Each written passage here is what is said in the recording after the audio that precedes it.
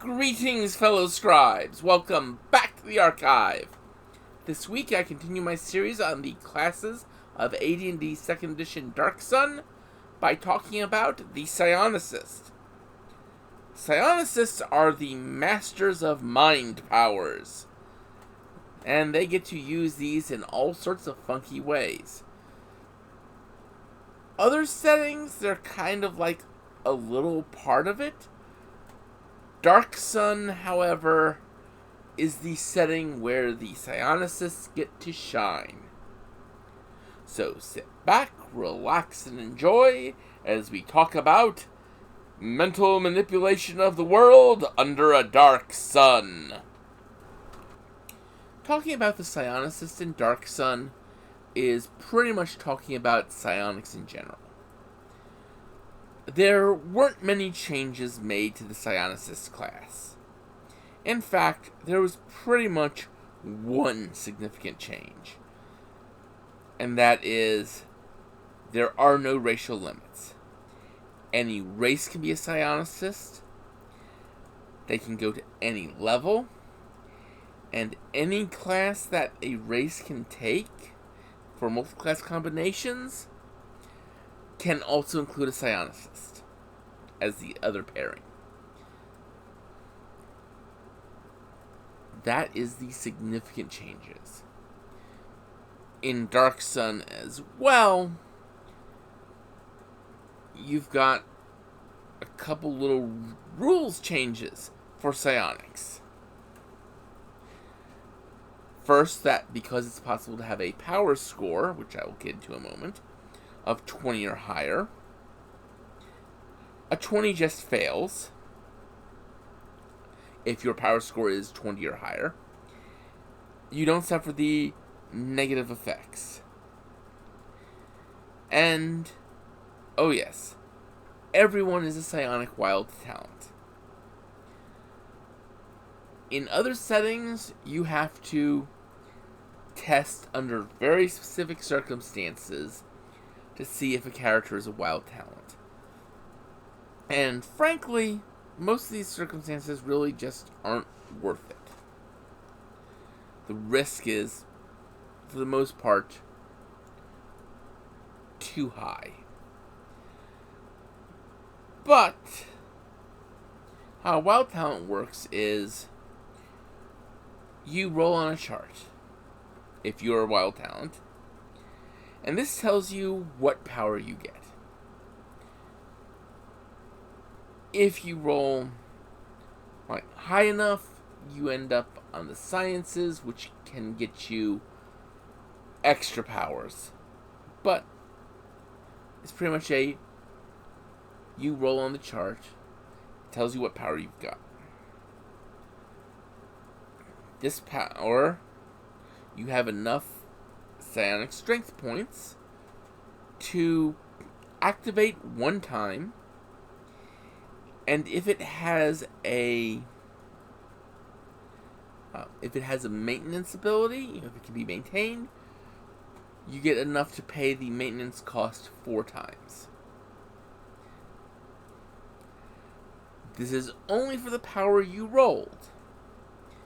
While you get all the prerequisites for that power, you don't gain any more psionic strength points for those other powers. So if you roll Disintegrate, you just get the psionic strength points to activate Disintegrate one time. Not enough to activate Molecular Agitation one time with that. And there are 6 disciplines for psionics. Clairsentience, which is basically extrasensory perception, seeing things far away, that sort of thing. Hearing, tasting, etc. Telepathy, which is mind-to-mind interface, which has the psionic attack modes and the psionic defense modes. The telepathic attack modes and the telepathic defense modes. which are basically the ways to force yourself into someone else's mind and to defend from someone attacking your mind. You have psychoportation, which is, travel using psionics. You have psychokinesis, which is manipulating objects either on the gross scale via telekinesis or on the fine scale via things like molecular agitation, like where you are literally causing the molecules of something to vibrate and heat it up, or make them slow down and chill something. And then you have psychometabolic powers. These are, they're ways you can treat yourself from diseases, heal yourself, sometimes others, but do crazy other things like extend your arms, or make yourself blend into surroundings, or grow spikes from your arm out of bone. And then you get metapsionics. The best way to describe metapsionics is these are powers that use other psionic disciplines that didn't really fit anywhere else. Through metapsionics, you can create things to store extra psionic strength points for you to pull on as you need them. You can make psionic weapons, which are basically magical weapons but made of psionic. And every psionicist starts off knowing one discipline, one science, 3 devotions, and 1 defense mode. I generally recommend Mind Blank for your defense mode starting off, just because it is the easiest one and it is also passive. And what you do with your psychic abilities, with your psionic abilities, when you use them, your power score for that psionic ability is based upon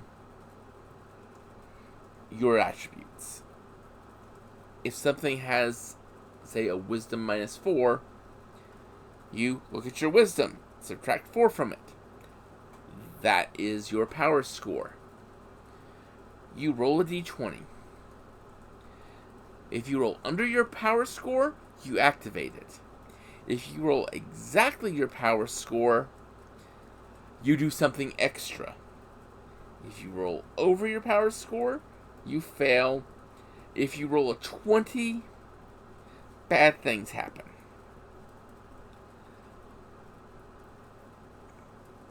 Of course, as I mentioned, there's that little caveat on Dark Sun of if your wisdom or if your power score is 20 or above, it just fails on a 20.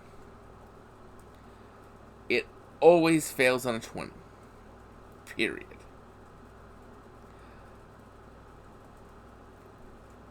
And that's sort of the core of psionics. It's mostly, magic is about dealing with the external stuff.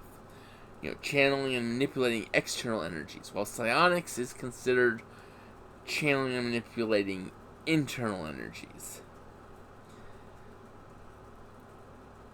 So, it's kind of a little different. And you have a reservoir of points to use to fuel your powers. These points, psionic strength points, if you're able to be a psionicist, you automatically start with 20 of them, minimum.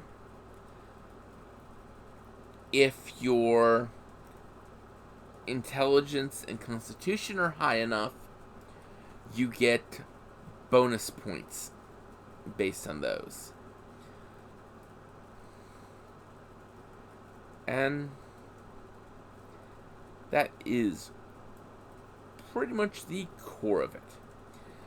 As you spend your psionics, you pay those points to fuel them, and you pay a large sum to fuel it. If you fail, you lost half those psionic strength points. And then you pay to maintain it if it's a maintained power. And that's pretty much how psionics works. Or at least that's how it worked in 2nd edition AD&D. It's changes over every edition, but it is the sort of the redheaded stepchild, so to speak, of classes for Dungeons and Dragons. Dark Sun was the only setting that made psionics an important and integral part of the setting.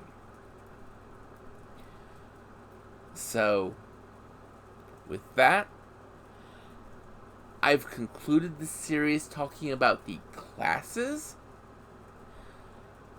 I am, however, going to do one more video on Dark Sun next week. This video is going to be devoted to something that connects to all of the spellcasting classes. The Tree of Life. Something that druids make, and other classes get to activate and use. So until then, I'd like you all to remember to have fun and keep gaming.